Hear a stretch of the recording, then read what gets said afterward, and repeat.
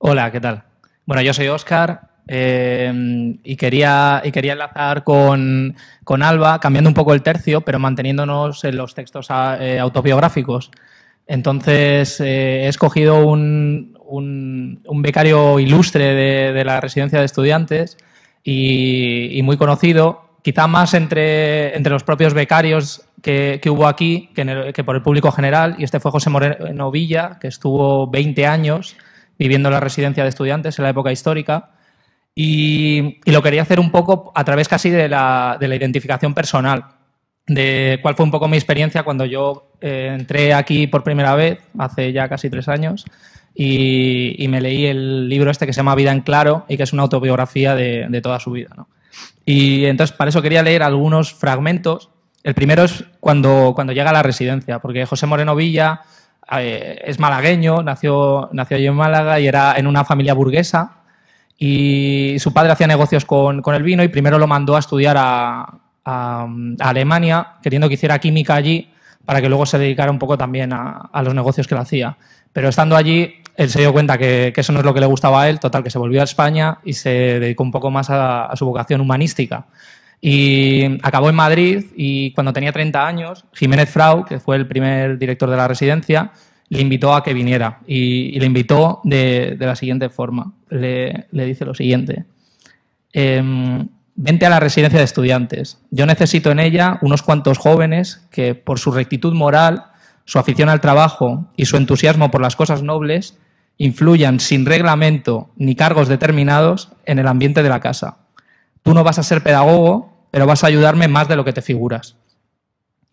Y José Moreno Villa entró a la residencia y leo seguido un fragmento del primer día que entra y dice lo siguiente. Miré mi cuarto nuevo con cierto recelo. Ingresé en la residencia dudando. Pensad que él tenía 30 años cuando viene aquí a la residencia y el resto de gente normalmente era algo más joven, quizá.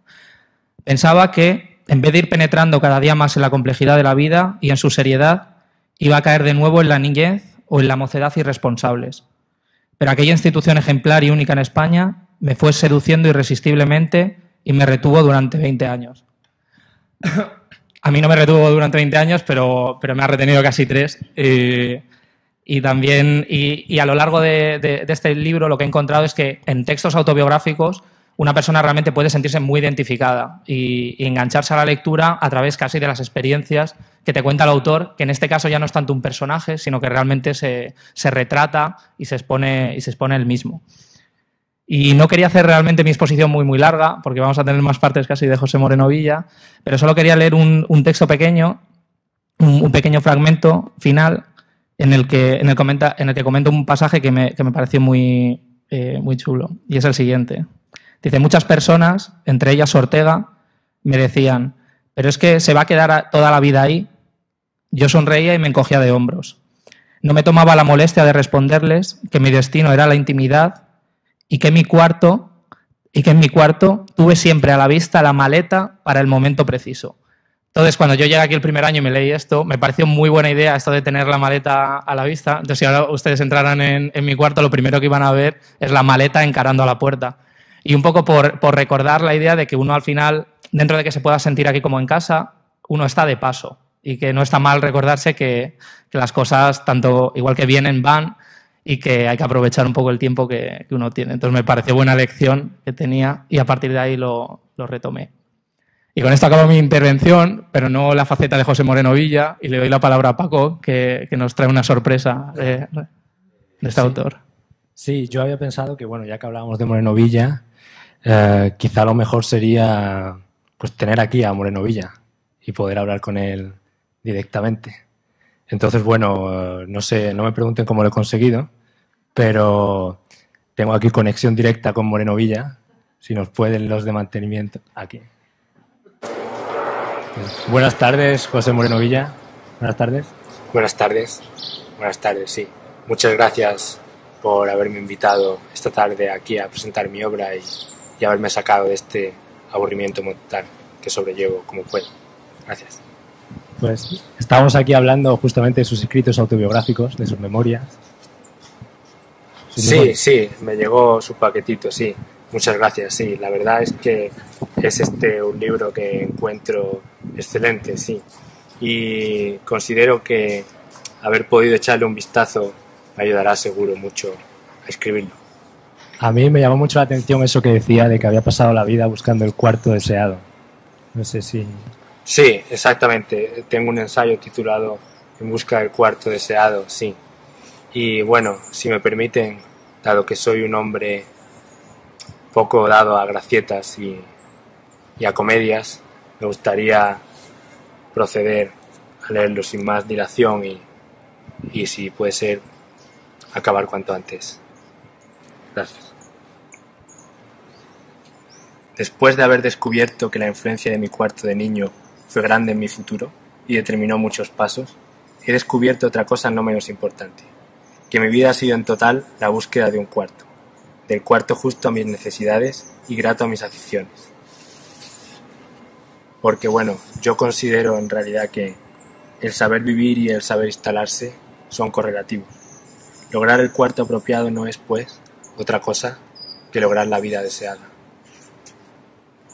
Entonces, después de una experiencia amorosa que me dejó maltrecho y alicaído, Jiménez Fraud, como bien ha dicho su compañero Óscar Viruela, me llamó a la residencia. Y la verdad es que ingresé a la residencia dudando, pero aquella institución ejemplar y única en España me fue seduciendo insensiblemente y me retuvo durante 20 años, hasta que la guerra civil me sacó de ella y acabó con ella. Y es que la residencia me fue permitiendo hacer mi cuarto. Es que poco a poco se fue formando mi cuarto con las cosas que yo producía y yo gastaba. Todo en él era mío: muebles, ropas, útiles de trabajo, cuadros y libros. Mi vida de 20 años quedó allí perdida, tal vez para siempre. Muchas personas extrañaban de que durase yo tanto tiempo en una casa de estudiantes. Algunas me tachaban de cenobita o de fraile. Ninguna llegaba a entender lo que era aquel maravilloso refugio para mí. En este refugio tenía yo absoluta paz.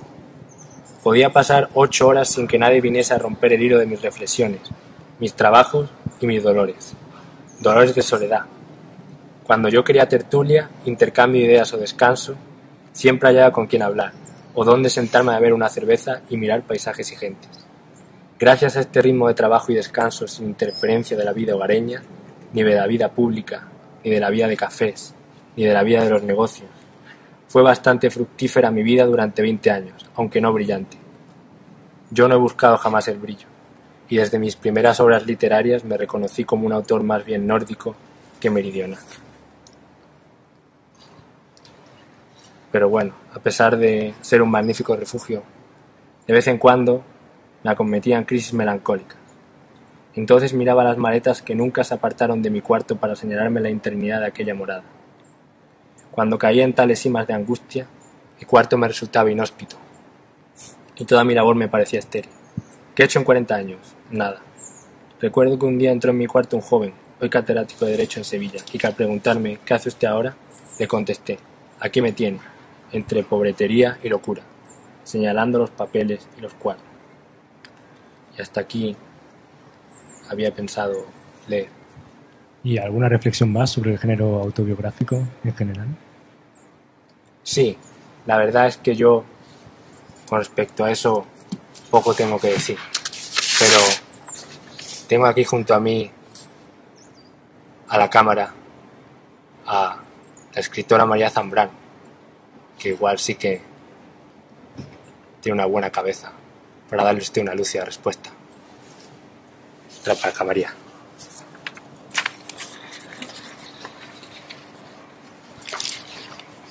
Se te ve muy bien, María. Un momento.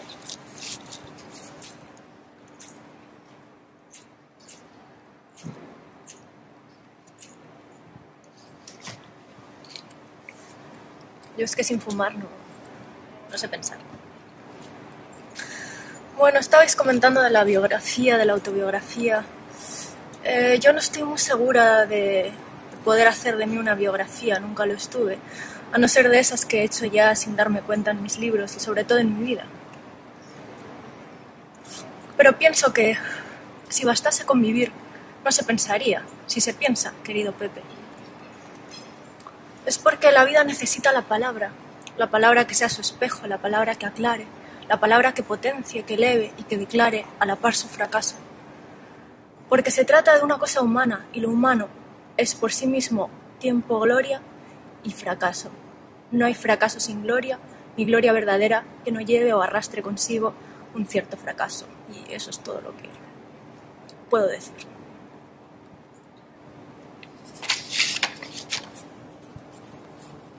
Bueno, mi querido Paco y queridos asistentes, espero que con eso estén satisfechos. Quiero decir otra cosa. María siempre tiene más cosas que decir. Bueno, es un pequeño detalle que me había olvidado. Si puede usted, señor Francisco, me han dicho que se llama Francisco, ¿no? Sacar Prefiere que lo llamen Paco. Bueno, Paco, si puede usted sacar de su bolsillo una cosa que encontrará, porque a mí me da un poco de vergüenza las cosas más íntimas y bueno, pues ahí van a descubrir algo más. Gracias.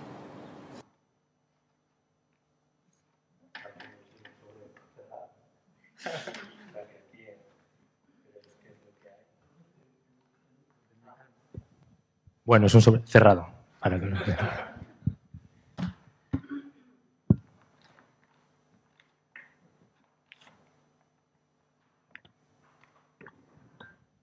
Es un pequeño texto manuscrito, supongo que de María, conservado a través del tiempo. Entonces voy a leerlo, si me permiten. A modo de autobiografía, por María Zambrano. Me voy a arriesgar para simplemente contar lo que quise ser. Primeramente quise ser una caja de música. Sin duda alguna me la habían regalado y me pareció maravilloso que con solo levantar la tapa se oyese la música. Pero, sin preguntarle a nadie, yo ya me di cuenta que yo no podía ser una caja de música, porque esa música, por mucho que a mí me gustara, no era mi música, que yo tendría que ser una caja de música inédita. Después supe de unos caballeros templarios, y yo era mujer, y entonces pregunté, no sé si a mi madre o a mi padre, si había que ser siempre lo que ya se era, si siendo yo una niña no podría ser un caballero, por ser mujer. Y eso se me quedó en el alma flotando, porque yo quería ser un caballero y quería no dejar de ser mujer. Eso no. Yo no quería rechazar, yo quería encontrar. No quería renegar, y menos aún de mi condición femenina, porque era la que se me había dado y yo la aceptaba. Pero quería hacerla compatible con un caballero, y precisamente un templario. Quise ser centinela, porque cerca de mi casa en Madrid se oía llamar sin responderse a los centinelas. Centinela, alerta, alerta está. Y así yo no quería dormir. La letra es un poco difícil de leer, esto es más difícil de lo que parece. Porque quería ser un centinela de la noche. No quería dormir porque quería ser un centinela de la noche. Y creo sea el origen del insomnio perpetuo ser centinela. Pero claro está que de hecho no lo podía ser. Y entonces iría a preguntar a mi padre, creo, si las mujeres podían ser soldados solamente para ser centinela. Y mi padre que no, me dijo que no podía ser. Y así, cuando me di cuenta que no podía ser de hecho nada, encontré el pensamiento, encontré lo que yo amaba, lo que yo llamaba, lo que sigo llamando la filosofía. Pero tampoco eso yo podía. Entonces no tengo más remedio que aceptar que mi verdadera condición, es decir, vocación, ha sido la de ser. No la de ser algo, sino la de pensar, la de ver, la de mirar, la de tener la paciencia sin límites que aún me dura para vivir pensando, sabiendo que no puedo hacer otra cosa. Bien, daros las gracias a todos porque lo estamos disfrutando de verdad.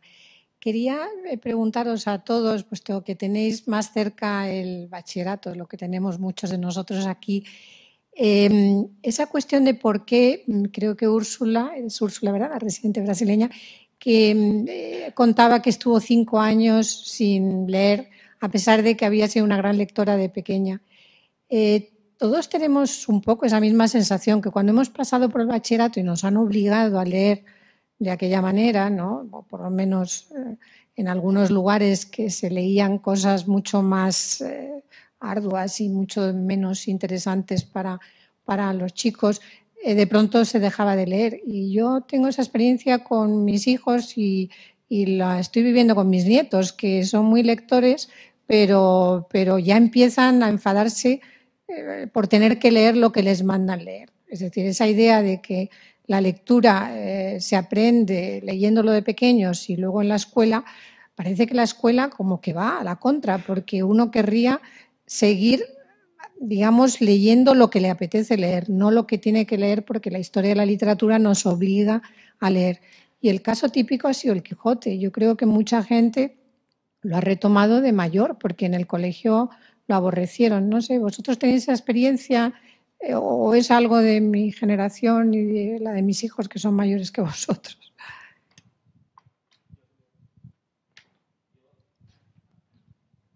Yo en esto soy casi todavía más radical y es el hecho de que te obliguen a aprender. O sea, puede uno fijar unos básicos en los que diga, bueno, entendemos que para que puedas convivir en sociedad incluso deberías tener una serie de mínimos, pero yo no creo que sea bueno, sobre todo en el momento en el que estamos ahora, que uno puede acceder a la información que quiera en el momento que quiera prácticamente, que te obliguen a aprender algo que tú en ese momento no quieres. Yo veo muchísimo más positivo decir, ¿qué es lo que más te motiva ahora? ¿Esto te motiva? Pues aprende de esto, hazme un trabajo de esto, busca un libro de esto y hazlo. Y que el profesor fuera más casi una especie de canalizador del potencial que tiene la persona misma. Es decir, si una persona de repente se ha motivado mucho con una cosa, pues déjale que se exprese con eso. Puede ser que dentro de que el año que viene la motivación sea lo que le hubiera tocado tener que aprender hace 2 años, pero en ese momento lo va a hacer mucho mejor porque es lo que más le va a apetecer. Entonces, yo fomentaría mucho más el dejar libertad al estudiante para que encuentre qué es lo que más le motiva y qué es lo que más le hace feliz y que pueda buscar de eso. Quizá antes era un poco más complicado en el sentido de que puede que a mí me gustara, no sé, aprender sobre moquetas y a lo mejor no puedo estudiar moquetas, por poner un ejemplo ridículo, ¿no? Pero es que ahora mismo la mayor ventaja quizá que tiene Internet en este momento es la capacidad de poder acceder a muchísima información de manera mucho más fácil. A mí, por ejemplo, me divierte muchísimo meterme en la Wikipedia y empezar a saltar como de un enlace a otro y haber empezado buscando información de algo y de repente acabar en otra cosa que no tiene nada que ver. Y eso te motiva muchísimo más a aprender que el hecho de que te impongan tener que estudiar una serie de cosas que puede que en ese momento ni te vienen ni te van. Esa es mi opinión. Es complicado, claro, es complicado, pero... O sea, yo pienso que el punto que tú has dado de vista para bachillerato, por ejemplo, en la que ya estamos hablando de eso de gente más o menos adulta, por decirlo de alguna forma, quizás sí podría beneficiar que no fuera tan, o sea, todo tan marcado y decir, esto te lo tienes que estudiar aunque no te interese lo más mínimo. Pero en el colegio yo no lo veo, sinceramente. O sea, yo pienso que por supuesto que hay que fomentar que un niño haga lo que realmente le gusta, pero si no le dan la opción de que conozca una amplia gama de cosas que probablemente quizás no llegue a descubrir qué es lo que le motiva, si solo lo dejas hacer lo que realmente le entusiasma en ese momento. Sí, no, pero ofrecer las opciones, eso a mí me parece magnífico. De hecho, esa es la expresión que yo utilizaría, dar la opción, evidentemente. Si tú, cuantas más opciones tenga, más libre eres en ese sentido. Yo lo que veo más negativo es el hecho de forzar. Y no tanto, a lo mejor casi por mi experiencia personal. Yo me veo que, bueno, pues he sido, académicamente, he sido una persona que más o menos, quiero decir, que he satisfecho, digamos, los requerimientos, ya se ha visto, ¿no? Muy mal. Me habéis pillado. No, pero que he sido una persona que yo creo que, quiero decir, me ha ido bien académicamente en ese sentido, que no he tenido problemas, pero sí que he tenido muchísimos amigos que yo les veo muy, muy válidos y que de repente que en el colegio les ha ido muy mal o que han repetido curso y tal, y luego es una persona súper válida, muy, muy inteligente, no sé, con una percepción que quizá que yo no tengo. Y entonces he visto que ese tipo de personas, sobre todo, se han visto que no se correspondían con el modelo de alumno ideal, directamente se han perdido. Y cuesta mucho que esas personas a lo mejor se vuelvan a reenganchar a un nivel académico alto o una cosa así, cuando es una pena. Entonces, ya lo digo, no lo digo tanto por mí, que yo creo que, bueno, dentro de que pudiera tener otros intereses, no me he visto muy, muy constreñido para poder expresarme o estudiar lo que quería, pero sí otras personas de mi alrededor. Y desde pequeños, es lo que veo, no tanto el bachillerato. Y ya no hablo más. Muy bien, pues Las 9:15. Yo creo que podemos ir cerrando esta noche los libros aquí en la residencia de estudiantes. Gracias a vosotros por esta velada tan agradable. Y me sumo a lo que ya os han dicho, lo hemos pasado estupendamente, yo, desde luego. Y también quiero darles las gracias a ustedes por su presencia aquí y animarles a que vengan más a menudo a actos que tenemos y a visitar las exposiciones. Y, en fin, nos vamos a la cama con un libro en las manos esta noche, por supuesto. Así que muchísimas gracias.